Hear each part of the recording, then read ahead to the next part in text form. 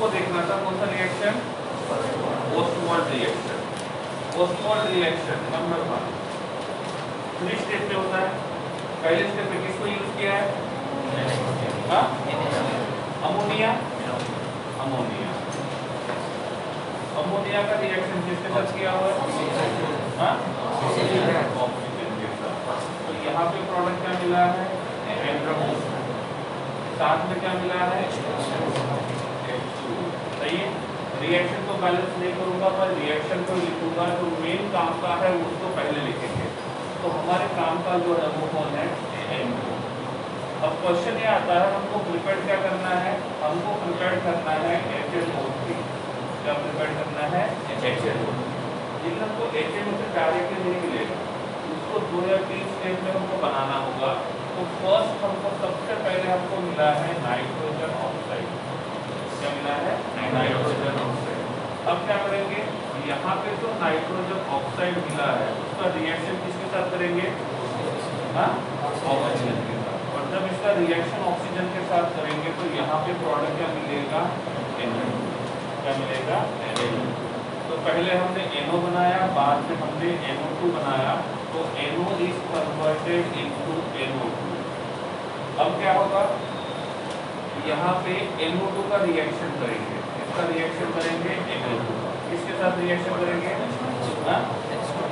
H2O के साथ। तो यहाँ पे जो मेन प्रोडक्ट मिलेगा वो रहेगा HNO3। क्या मिलेगा, HNO3। और यहाँ से हमको ये मिलेगा, ठीक है। तो ओस्वाल्ड डाइल्यूशन मेथड जो होता है वो होता है नाइट्रिक एसिड को बनाने के लिए यूज करते हैं। और ये रिएक्शन बनाने के लिए हमारा मेन जो रिएक्टेंट होता है वो कौन सा है, अमोनिया। तो अमोनिया में जो यूजेस होते हैं आप वहाँ पे एक पॉइंट ये भी लिख सकते हो, it is used in the preparation of nitric acid. कहाँ पे, अमोनिया लिखा है, हाँ उसके ब्रैकेट में लिख सकते हो ओस्वाल्ड मेथड। कौन सी मेथड, ओस्वाल्ड।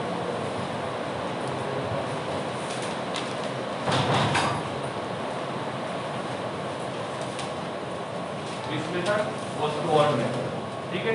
अब ये तो एक थ्योरी की बात, जी में क्वेश्चन कैसा पूछा जाएगा वो देखते हैं, जेडब्ल्यू में क्वेश्चन कैसे पूछा जाएगा वो देखते हैं। सबसे पहली बात, यहाँ पे हमने जो नाइट्रोजन यूज किया है, ये नाइट्रोजन कौन सा है, अमोनिया। मतलब नाइट्रोजन जो रहेगा वो कौन से फॉर्म में है, अमोनिया के फॉर्म में। तो अमोनिया से क्या बनाया, नाइट्रोजन ऑक्साइड। नाइट्रोजन ऑक्साइड से क्या बनाया, नाइट्रोजन डाइऑक्साइड। नाइट्रोजन डाइऑक्साइड से क्या बनाया, नाइट्रिक एसिड। अब यहाँ पे हमने जो इनिशियल रिएक्टेंट यूज किया था जिसको हम अमोनिया बोलते हैं, इसमें नाइट्रोजन का oxidation number was -3, but here the oxidation number of nitrogen is plus. Oxidation reduction, oxidation, यहाँ पे जो नाइट्रोजन है वो +2 में था, यहाँ का नाइट्रोजन +4 में रहेगा, क्या हुआ, ऑक्सीडेशन। और यहाँ से यहाँ पे गए तो क्या हुआ, ऑक्सीडेशन। इसका मतलब अमोनिया से जो नाइट्रिक एसिड बनाने का जो रिएक्शन है वो 3 स्टेप में पूरा होता है। इन तीनों स्टेप में हम लोग क्या करते हैं, नाइट्रोजन का ऑक्सीडेशन करते हैं, रिडक्शन करते हैं। और इस रिएक्शन को हम बोलते हैं ओस्वाल्ड डाइल्यूशन मेथड। क्या बोलेंगे, ओस्वाल्ड डाइल्यूशन मेथड, ठीक है। 3 स्टेप का रिएक्शन है, स्टेप 1, स्टेप 2 और step 3। Step 1, step 2 and step 3 हो गया था। नेक्स्ट आता है फिजिकल प्रॉपर्टी। नेक्स्ट आता है फिजिकल प्रॉपर्टी। 3 मिनट आपके पास है, पैराग्राफ रीड करना है और पॉइंट वाइज लिखना है। फिर आप में से पूछूंगा मैं किसी को रीड करके बताने के लिए। 3 मिनट का समय है, आपका टाइम शुरू होता है अब। गिवन टाइम में नहीं होता है तो भी लिखने के लिए मिलेगा, तो उस बात के लिए रेडी रहेगा।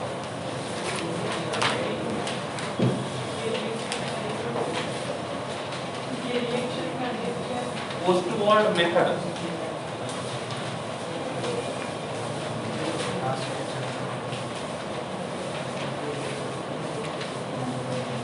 Ostwald, name of a scientist who discovered this reaction. Time शुरू हो गया आपका, हाँ बाय प्रोडक्ट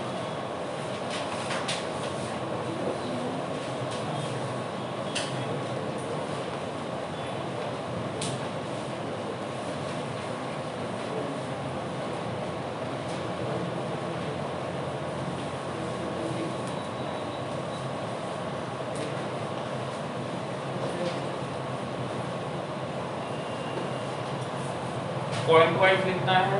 3 में से 2 1 मिनट हो गया है, 2 मिनट बाकी है।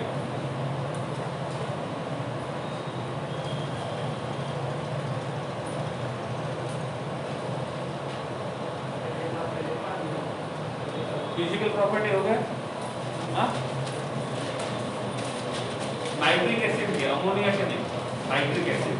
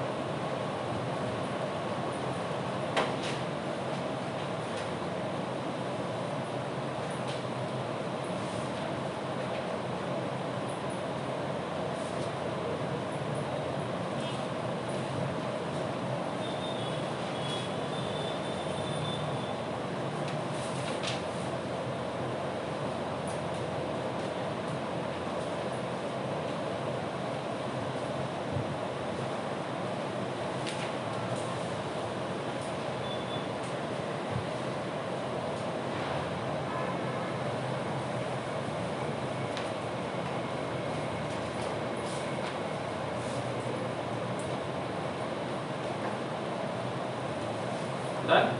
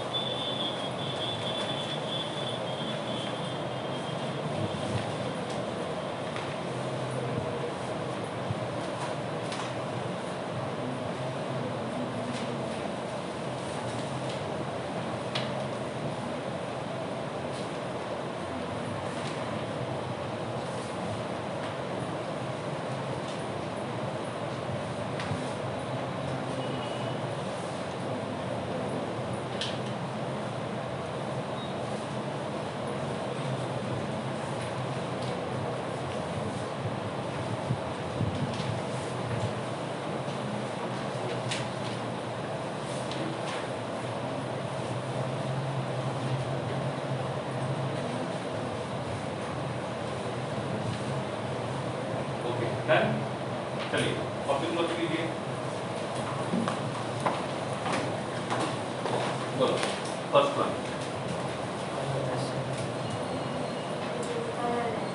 Colourless liquid solid.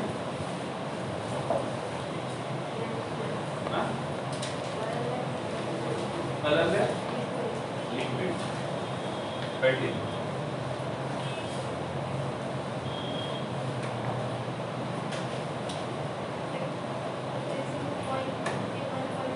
Melting point, freezing point बोलिए। 2.4 केल्विन। मेल्टिंग पॉइंट दिया हुआ है, बॉइलिंग पॉइंट दिया हुआ है। बोलो boiling point.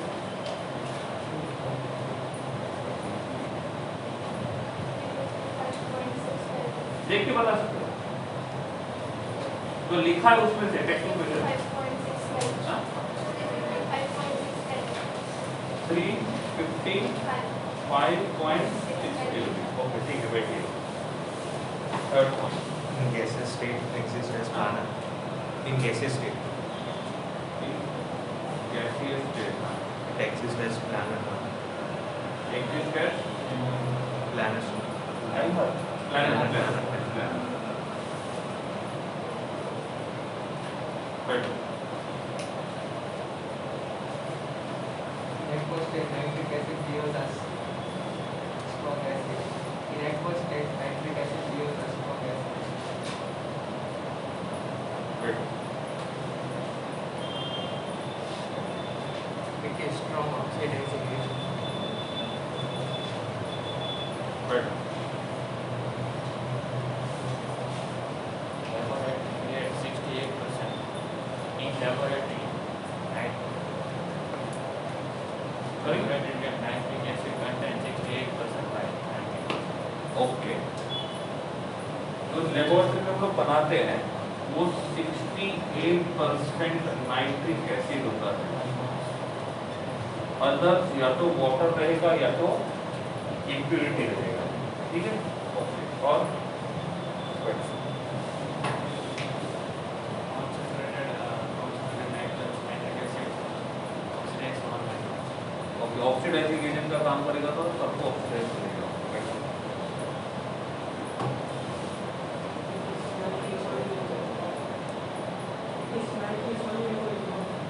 Slightly soluble in water लिखा हुआ है, कॉपी में लिखा आपने? नहीं, स्लाइटली रहेगा या मोर रहेगा?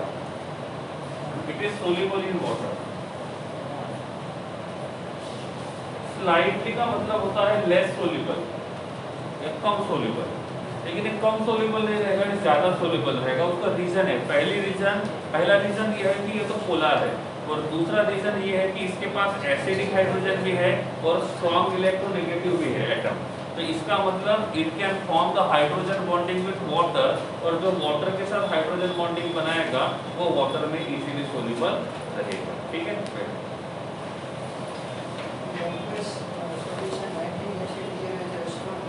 स्ट्रॉन्ग एसिड वो लिखा हुआ है, दूसरा बोलो। ओनली वो भी लिखा हुआ है, और बोलो।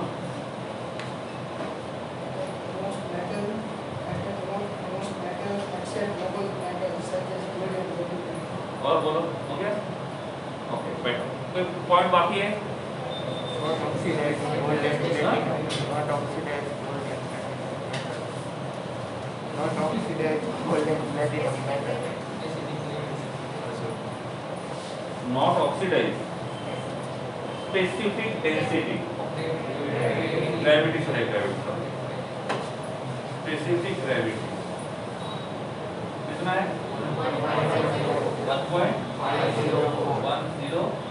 1.1050। स्पेसिफिक ग्रेविटी का मतलब ना relative density, density of substance divided by density of reference. Normally reference को किसको यूज करते हैं? वाटर को यूज करते हैं, दैट इज कॉल्ड है स्पेसिफिक ग्रेविटी। और कोई बाकी है?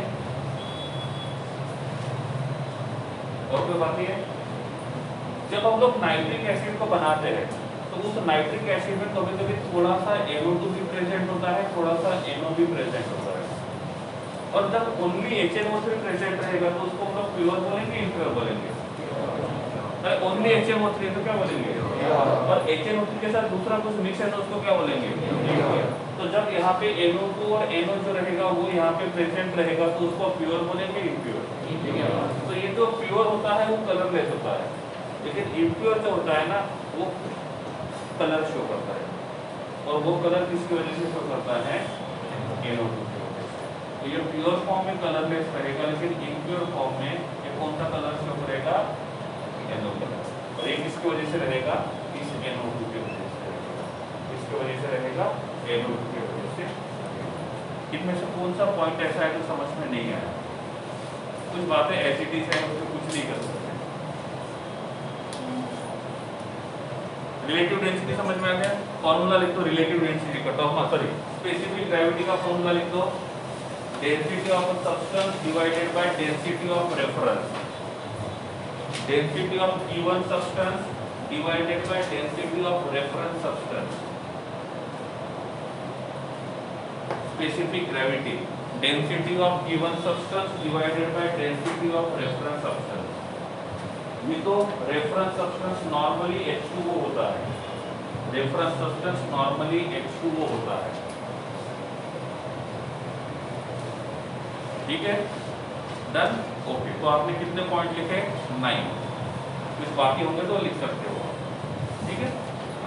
आफ्टर दैट ये हो गया प्रिपरेशन, ये हो गया फिजिकल। अब क्या है? Chemical reaction. अब केमिकल रिएक्शन को लिखना नहीं है, उसको बस देखना है, और उनमें से क्या समझ में आया वो आपको 2 मिनट के बाद बताना है। क्या करना है? केमिकल रिएक्शंस को पढ़ना है टेक्स्ट बुक में से 2 मिनट में, उसमें से क्या कुछ समझ में आता है वो बताना है। तो आपका समय शुरू होता है अब।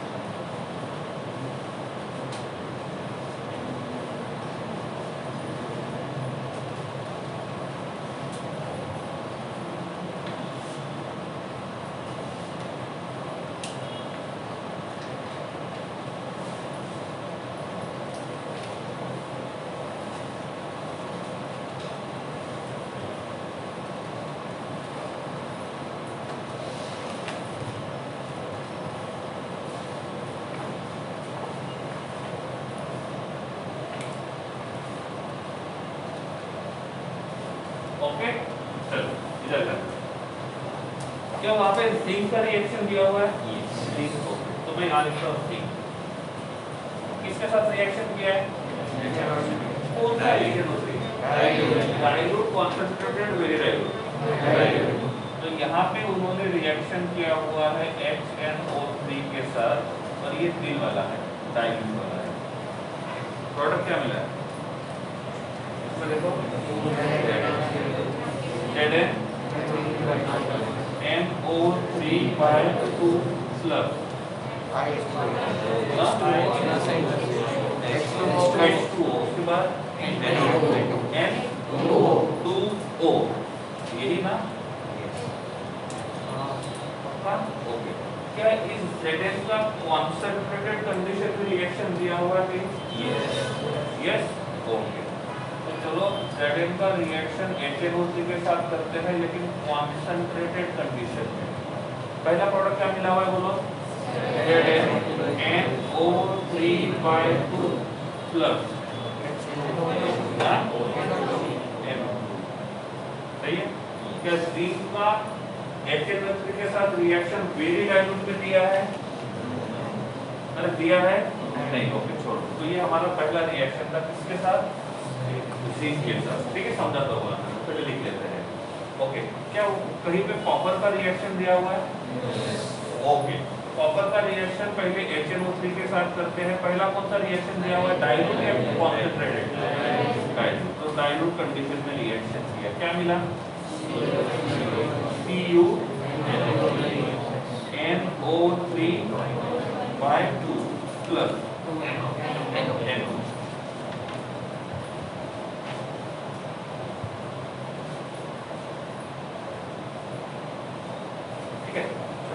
सब बात बता रहा हूँ। इफ हम रिएक्शन कॉन्सेंट्रेटेड कंडीशन में करेंगे तो क्या मिला है? Cu दिया है, नहीं दिया?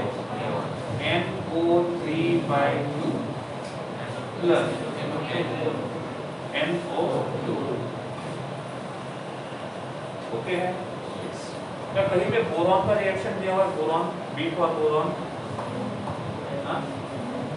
B फॉर बोरॉन,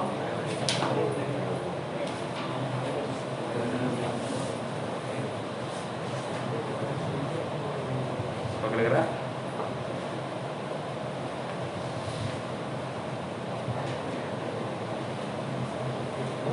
चलो ठीक है, ये मेटल है नॉन मेटल है? लिख लेगा, बाद में आप बोलोगे सर नहीं समझा तो क्या बोलेंगे। मेटल, इसको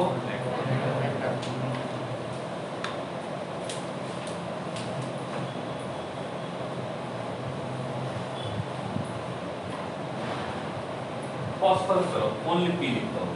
P is present in P4 बताया था मैंने, अब क्यों होता है वो भी बताया था, हाँ लिख सकता हूँ। इसका रिएक्शन HNO3 के साथ करते हैं, विच कंडीशन देखो लिखा होगा, कंडीशन नहीं लिखा है, मान लेते हैं कॉन्सेंट्रेटेड होगा क्योंकि ये कॉन्सेंट्रेटेड भी रिएक्शन करता है। प्रोडक्ट क्या मिला है? H3PO। हाँ सही गलत है? सही है। पक्का?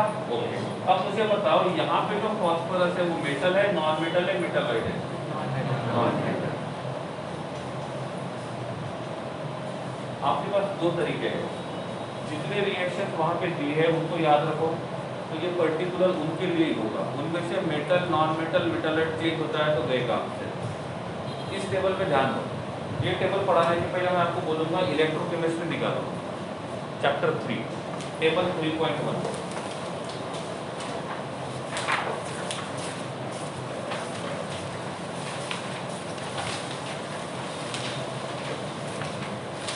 निकाल लिया?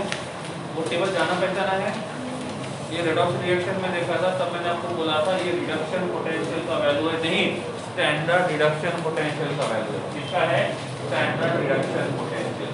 कुछ लोग वहाँ पे ऐसे हैं जिनका स्टैंडर्ड रिडक्शन पोटेंशियल का वैल्यू 0 है, बेटर है। किसका 0 है?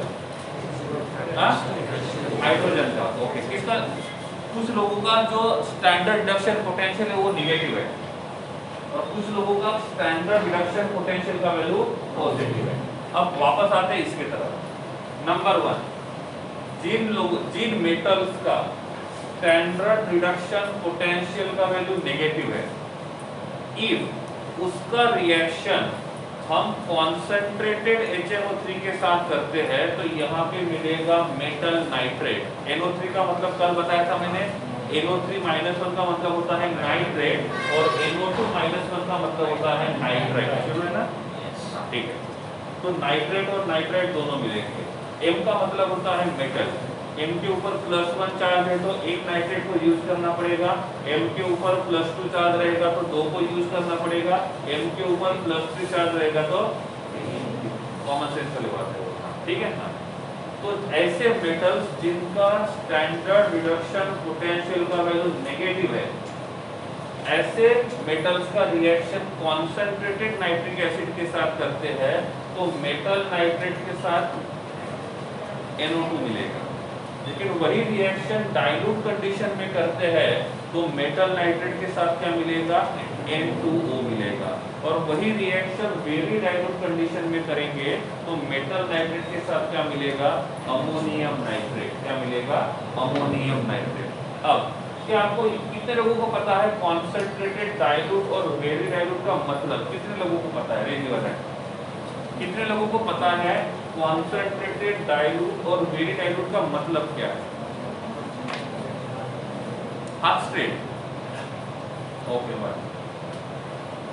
कॉन्सेंट्रेटेड का मतलब होता है जिसमें HNO3 का क्वांटिटी ज्यादा रहेगा और वाटर का क्वांटिटी नहीं के बराबर होगा।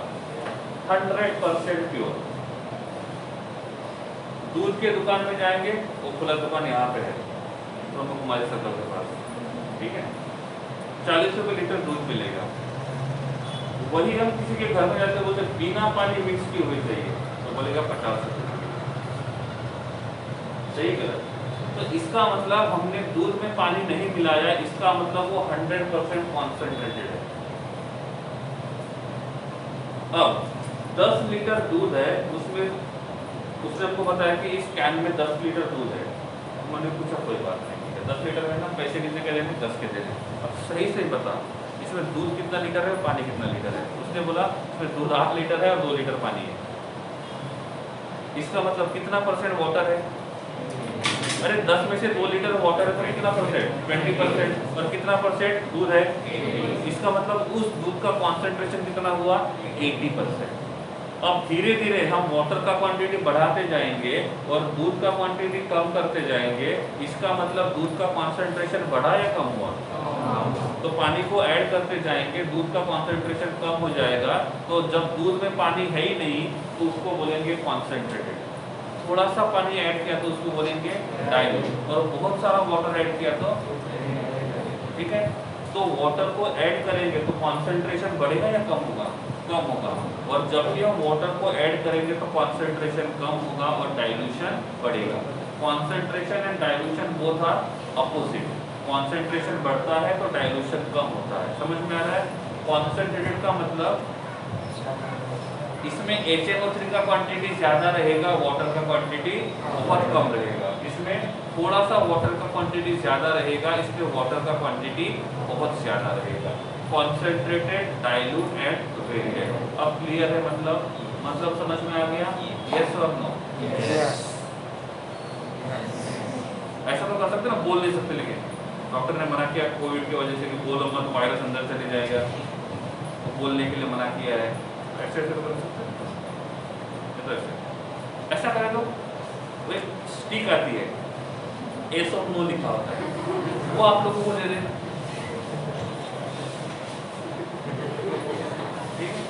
कोई झंझट ही नहीं ना, ऐसे हिलाना है तो कोई नींद में है तो कुछ लोग है, अभी मैं विंडो से देख रहा था क्लास में, एक तो लोग है वो जान जाओ कौन है, उनको समझ में आ गया, ठीक है, नजर होती है हमारी बाहर से। हाँ, तो हम थे किसके तरफ? इफ हमने ऐसे मेटल का रिएक्शन किया जिनका स्टैंडर्ड रिडक्शन पोटेंशियल का वैल्यू पॉजिटिव है, इंक्लूडिंग Pv। कॉन्सेंट्रेटेड में NO2 मिलेगा, डाइल्यूट में क्या मिलेगा? NO मिलेगा। वैल्यू डाइल्यूट में रिएक्शन नहीं करेगा। अब मैं ये क्यों बता रहा हूँ, सब में प्रोडक्ट तो सिमिलर ही है।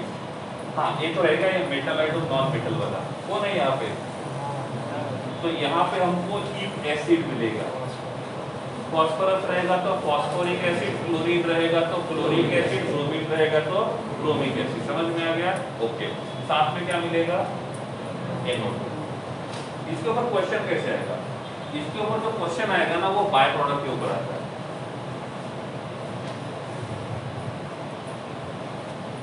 इसके ऊपर यहाँ पे क्वेश्चन मेन प्रोडक्ट नहीं आता है, यहाँ पे क्वेश्चन बाय प्रोडक्ट के ऊपर आता है कि इसके साथ इसका रिएक्शन इस कंडीशन में करेंगे तो बाय प्रोडक्ट क्या मिलेगा। क्योंकि सभी में मेन प्रोडक्ट नियरली सेम है लेकिन बाय प्रोडक्ट डिफरेंट है।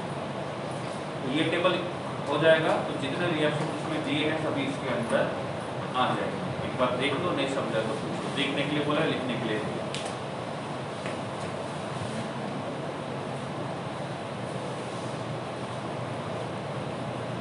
तीन ही कंडीशन है, negative, positive, metal and metal, sorry non metal and metal. सभी मेटल तो यहीं पे आ गए।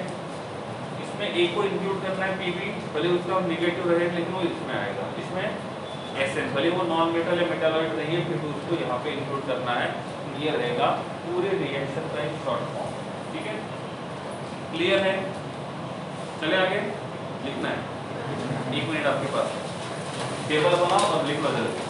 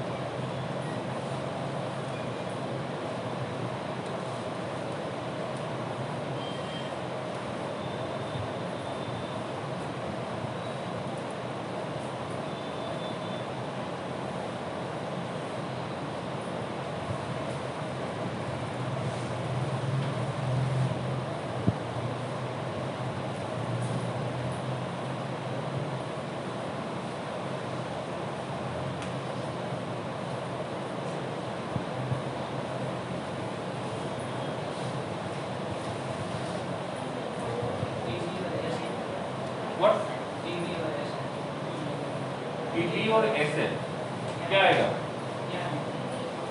क्या होना चाहिए बोलो, कौन से ग्रुप में आता है?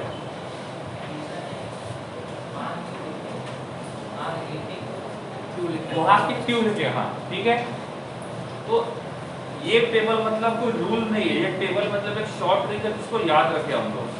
तो जितने भी निगेटिव जिनका रिडक्शन पोटेंशियल होता है वो इस प्रकार के रिएक्शन करते हैं, जितने भी पॉजिटिव वाले होते हैं वो भी इस प्रकार के रिएक्शन करते हैं, लेकिन ये वाला जो है ये इनमें से किसी एक में आता है, फिर भी वो इसके जैसे प्रॉपर्टी शो करता है।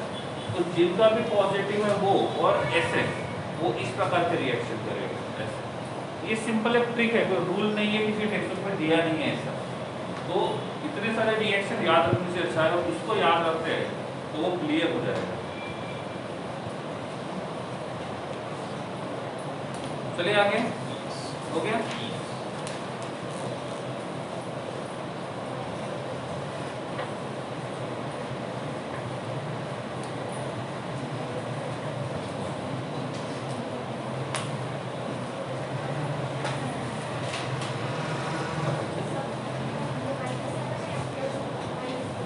-1 है, NO3 के ऊपर -1 आता है, NO3 ऑलवेज माइनस, ठीक है। इधर ध्यान, सपोज किसी रिएक्शन में SO4 -2 ऐसा लिखा है, इसका मतलब ये नहीं कि वहां पे ओनली SO4 -2 है, क्योंकि इफ ये SO4 -2 है तो it will be unstable. Why? Because उसके ऊपर ओवरऑल चार्ज कितना है, नेगेटिव। तो उसको देना चाहिए ऐसे, H2SO4 भी हो सकता है, ये CaSO4 भी हो सकता है, ये Na2SO4 भी हो सकता है, सही है। तो ओनली नेगेटिव का दिया है तो ये मान के चलना है उसके साथ पॉजिटिव है, और ओनली पॉजिटिव दिया है तो ये मान के चलना है उसके साथ नेगेटिव है। फिर आप बोलोगे सर है तो दिया क्यों नहीं है? नॉर्मली ऐसा होता है, जो काम का पार्ट होता है वही दिया जाता है, और जो बिना काम का होता है वो नहीं दिया जाता है। बहुत सारे रिएक्शन में एरो के ऊपर लिखा जाता है H+, इसका मतलब वहां पे ओनली H+ नहीं रहेगा, H के ऊपर पॉजिटिव चार्ज है तो उसको स्टेबलाइज करने वाला नेगेटिव भी साथ में होगा, लेकिन उस रिएक्शन में काम किसका है, और इसलिए दिया क्या है। सपोज किसी रिएक्शन में ऐसा एरो करके लिखा हुआ है, यहाँ पे OH- है, इसका मतलब यहाँ पे ओनली OH- नहीं है, उस OH- के साथ Na+ भी हो सकता है, K+ भी हो सकता है, Mg+2 भी हो सकता है, Al+3 भी हो सकता है, बट उस रिएक्शन में काम किसका है, OH का, और इसलिए उन्होंने क्या लिखा हुआ है, OH-। समझ में आ रहा है? तो रिएक्शन में आधा अधूरा दिया है, it depends upon the condition कि वहां पे हमको जरूरत किसकी है। क्लियर है? आगे चलते हैं। यहाँ पे ऐसा दिया हुआ है, मतलब यहाँ पे जरूरी कौन है? सपोज मैंने यहाँ पे लिखा है मेरे पास Ap+2 लिखा है, तो जरूरी किसका है? वो Ap+2 के साथ SO4 -2 भी हो सकता है, Ap+2 के साथ Cl- भी हो सकता है, इसके साथ O-2 भी हो सकता है, इसके पास नाइट्रोजन -3 भी हो सकता है, कोई भी हो सकता है, काम का जो है वो दिया जाएगा। सपोज यहाँ पे मेरे पास है NaNO3, और क्या बोलेंगे इसको, सोडियम नाइट्रेट, लेकिन यहाँ पे मुझे ऐसा लगा कि मेरे काम का ओनली NO3 है, तो मैं क्या लिखूंगा, NO3-1, क्या लिखूंगा, NO3-1। यहाँ पे मुझे लिखना है मेरे काम का है Fe+2, लेकिन यहाँ पे जो Fe है वो प्रेजेंट है FeSO4 के प्रेजेंस में, और मेरे काम का कौन है, तो लिखूंगा क्या, और इस रिएक्शन में मुझे एसिडिक कंडीशन मेंटेन करनी है, तो किसको लिखूंगा, और इस रिएक्शन में मुझे बेसिक कंडीशन मिक्स करना होगा तो OH-।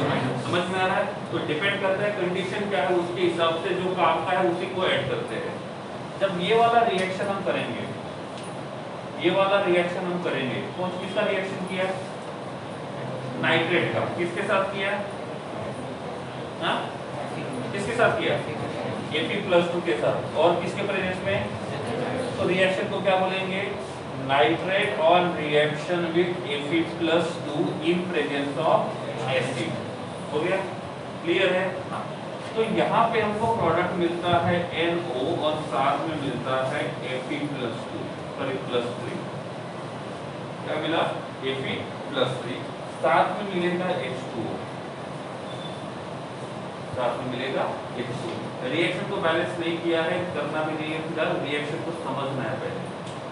इस रिएक्शन में नाइट्रोजन का क्या हुआ, ऑक्सीडेशन है reduction. Oxidation number is +5, oxidation number is +2। +5 से +2 में क्या हुआ, रिडक्शन। अब इसका रिडक्शन हुआ मतलब यहाँ पे कोई तो रिड्यूसिंग एजेंट का काम करेगा ना, क्योंकि इसका रिडक्शन हुआ तो ये किसका काम करेगा, ऑक्सीडाइजिंग एजेंट, और वो लिखा था HNO3। ठीक है, अब यहाँ पे Ap का ऑक्सीडेशन नंबर कितना है, यहाँ पे कितना है, यहाँ से इधर का Ap का क्या हुआ, मतलब ये काम किसका करेगा, रिड्यूसिंग एजेंट का। तो एक काम कर रहा है ऑक्सीडाइजिंग एजेंट का, दूसरा काम कर रहा है रिड्यूसिंग एजेंट का। इसका मतलब ये रिएक्शन रेडॉक्स रिएक्शन होनी चाहिए। क्या होनी चाहिए, रेडॉक्स रिएक्शन। ठीक है, आफ्टर दैट कल ही मैंने शायद बताया था coordination number 2, coordination number 4, coordination number 6 कितने बॉन्ड बनाएगा वो अभी समझ में नहीं आएगा, तो चैप्टर के बाद समझ में आएगा, तो ये क्लियर हो जाएगा। कोऑर्डिनेशन नंबर का मतलब होता है सेंट्रल मेटल ने लिगेंड्स के साथ कितने बॉन्ड बनाए, ये नहीं कि सेंट्रल मेटल लिगेंड कितने लिगेंड के साथ अटैच्ड है। ये वाला कंसेप्ट अभी के लिए सही है, आगे जाके दिक्कत करेगा, इसलिए याद कैसे रखेंगे, सेंट्रल एक मेटल लिगेंड्स के साथ कितने बॉन्ड बनाता है, ये नहीं वो कितने लिगेंड्स के साथ अटैच्ड है। ओके, अब यहाँ पे इसको हम ऐसा लिखते हैं स्क्वायर ब्रैकेट में मेटल, उसके बाद लिखते हैं लिगेंड, इसके ऊपर चार्ज रहेगा प्लस माइनस या जीरो जो भी रहेगा। ठीक है, अब मैंने बोला कि यहाँ पे मुझे Ap+2 को यूज करना है एज अ मेटल, तो क्या ये एक्सेप्टर का काम कर सकता है? डी ब्लॉक का एलिमेंट तो एक्सेप्टर का काम करेगा, उसके पास डी ऑर्बिटल खाली होता है। ठीक है, और जिसके पास डी ऑर्बिटल खाली होता है उसी को डी ब्लॉक एलिमेंट बोलते हैं। ठीक है, अब यहाँ पे मैंने यूज किया NH3, NH3 के पास लोन पेयर है, तो यहाँ पे जो NH3 है वो किसका काम करेगा, मेटल का या लिगेंड का, लिगेंड का। अब मैंने बोला सपोज यहाँ पे मुझे कोऑर्डिनेशन नंबर 4 मिला है, कल बताया था ये सब, बताया था ना। सपोज मैंने बोला यहाँ पे AP का कोऑर्डिनेशन नंबर 4 है, एक अमोनिया एक बॉन्ड बनाएगा, तो 4 बॉन्ड बनाने के लिए कितने अमोनिया, 4, तो इसका कॉम्प्लेक्स क्या बनेगा, Fe in bracket NH3/4। Ap के ऊपर ऑक्सीडेशन, Ap का ऑक्सीडेशन नंबर कितना है, अमोनिया के ऊपर 0, तो 4 के ऊपर 0 +2 0, तो ओवरऑल चार्ज कितना रहेगा, +2। समझ में आ गया? ओके, सपोज मैंने बोला इसका कोऑर्डिनेशन नंबर 6 है, तो क्या होगा, क्या होगा, यहाँ पे क्या आएगा 6, ऑक्सीडेशन नंबर में कोई चेंज होगा नहीं। ओके, ठीक है। हाँ, अब मैंने बोला यहाँ पे अमोनिया का नाइट्रोजन था वो इलेक्ट्रॉन रिच था, और वो इलेक्ट्रॉन रिच है तो अपना लोन पेयर इजीली देगा। कितना लोन पेयर है, तो एक मेटल को एक लोन पेयर देगा। कौन सा बॉन्ड बनाएगा, कोऑर्डिनेट, और ये बन जाएगा कोऑर्डिनेट कॉम्प्लेक्स। सपोज हम बात करते हैं H2O की, इसके पास कितने लोन पेयर है, तो कितने कोऑर्डिनेट बॉन्ड बना सकता है, 2, लेकिन एक ही मेटल के साथ एट ए टाइम एक ही बनाएगा। क्या बोला मैंने, इसके पास कितने लोन पेयर है, तो ये 2 कोऑर्डिनेट बॉन्ड बना सकता है, लेकिन एक ही मेटल के साथ। अब क्यों ऐसा, उसका रीजन देखो, यहाँ पे जो 2 लोन पेयर है, 2 लोन पेयर ये ऐसे है, एक इधर और एक इधर। ठीक है, अब इसको मैंने मेटल माना और ये लोन पेयर इसके साथ बॉन्ड बनाएगा, तो ये दूसरे साइड पे रहेगा। अरे ये sp3 है ना, टेट्राहेड्रल स्ट्रक्चर जैसे रहेगा, 3D स्ट्रक्चर है, एक इधर एक इधर एक इधर और एक इधर। अब इधर इसके साथ बॉन्ड बनाया तो ये दूर हो गया उसके, अब ये इधर बॉन्ड बनेगा तो ये बनाएगा, अरे बनाएगा। मैं बोलता हूँ इस बोर्ड को एट ए टाइम मुझे दोनों शोल्डर से टच करना है, पॉसिबल है, काटना पड़ेगा, नॉर्मली पॉसिबल है क्या, नहीं है।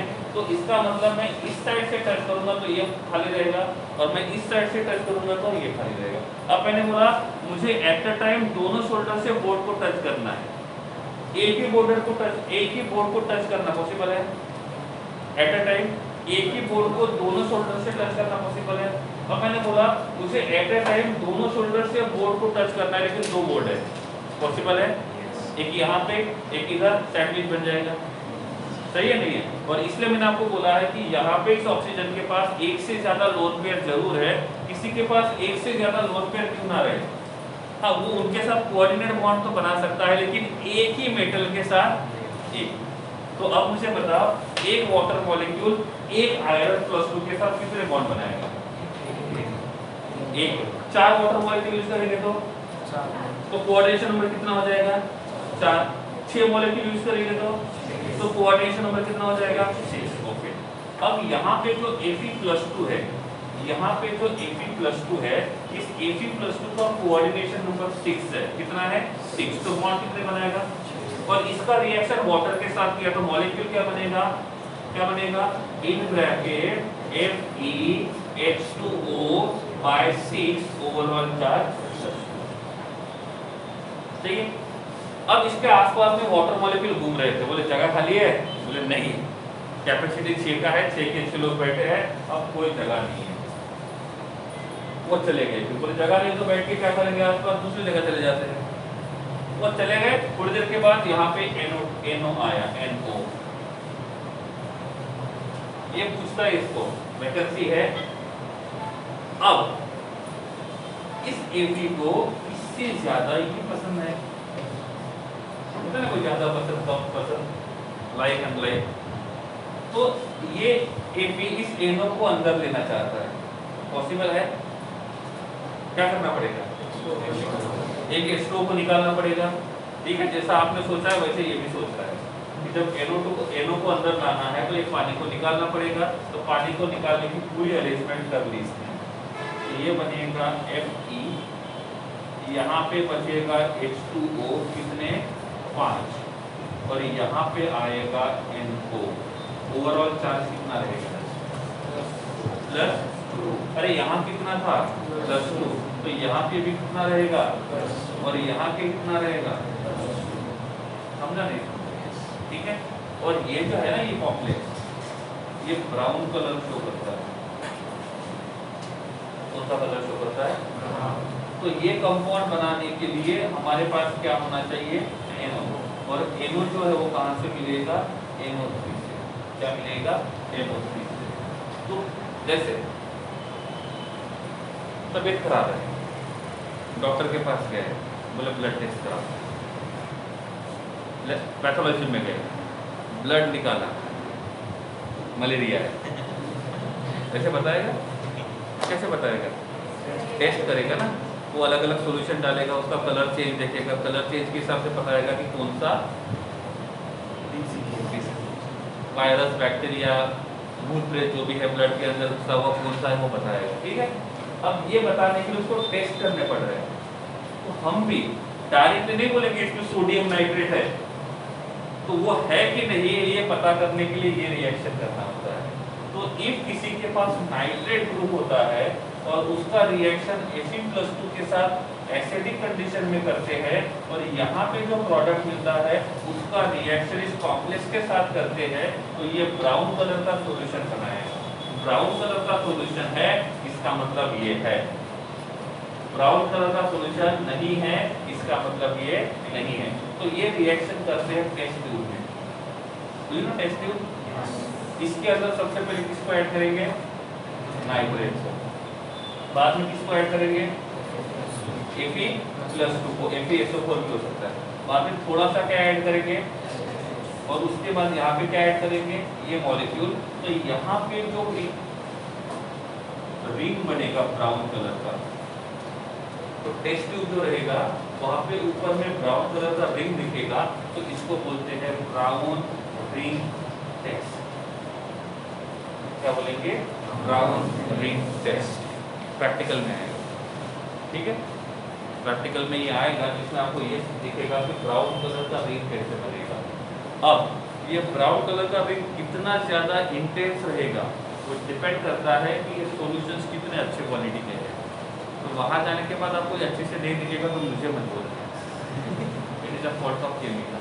जितने अच्छे केमिकल्स रहेंगे उतना ये रिंग जो रहेगा वो ज़्यादा अच्छे से दिखेगा। ठीक है, तो this is about the brown ring test.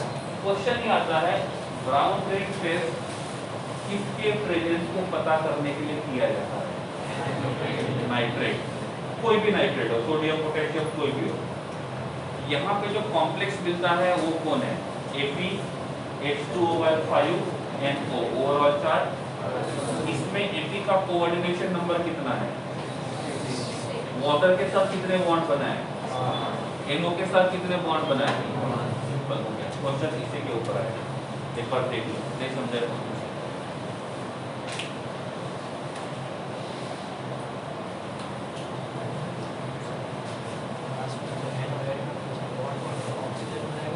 हाँ, गुड क्वेश्चन, देखो वेरी गुड। तो रह गया था वो क्वेश्चन बताना। N double bond O NO, इसके पास एक अनपेड है और एक लोन पेयर है। इसके पास ये लोन पेयर है, इसके पास ये लोन पेयर है।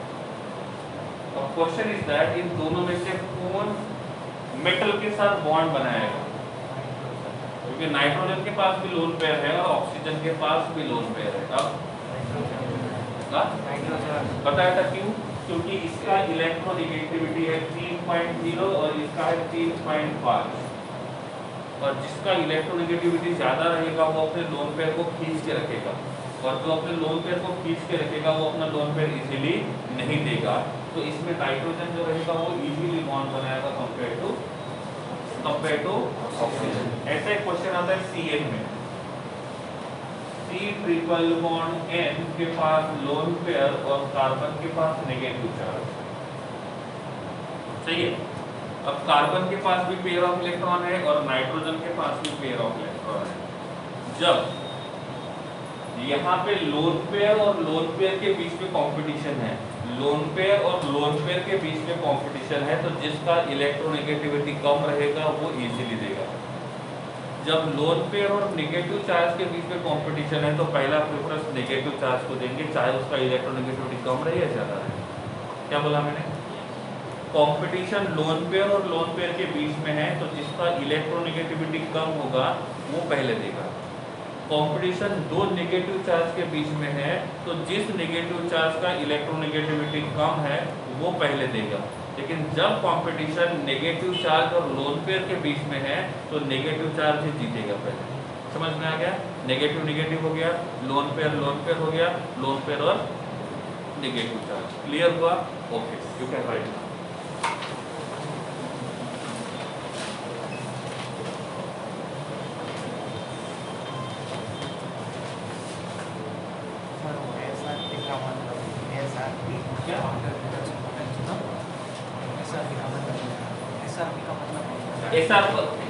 Standard reduction potential.